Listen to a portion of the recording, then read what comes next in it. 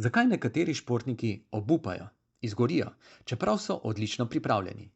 Mnogi mislijo, da športnik izgori zato, ker preveč trenira. A znanost kaže nekoliko drugačno zgodbo. Pregled 32 longitudinalnih raziskav, v katerih so športnike spremljali skozi celotno sezono, je pokazal, da izgorelost ne povzroča samo količina treninga.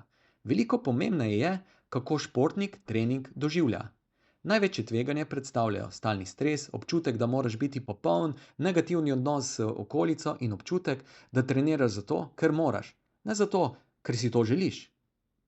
Po drugi strani pa športnike pred izgorelostjo varujejo dobra socialna podpora, psihološka odpornost, občutek pripadnosti, hvaležnost, čuječnost in občutek, da imaš nad svojim treningom nadzor.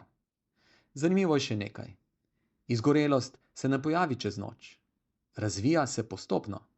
Najprej pogosto izgine občutek napredka, nato športnik začne izgubljati svoj smisel. Šele pozneje prideta telesna in čustvena izčrpanost. Prav zato je pomembno, da prve znake opazimo dovolj zgodaj in se odzovemo na njih. Če si tekač, si zapomni. Ne meri uspeha samo v kilometrih.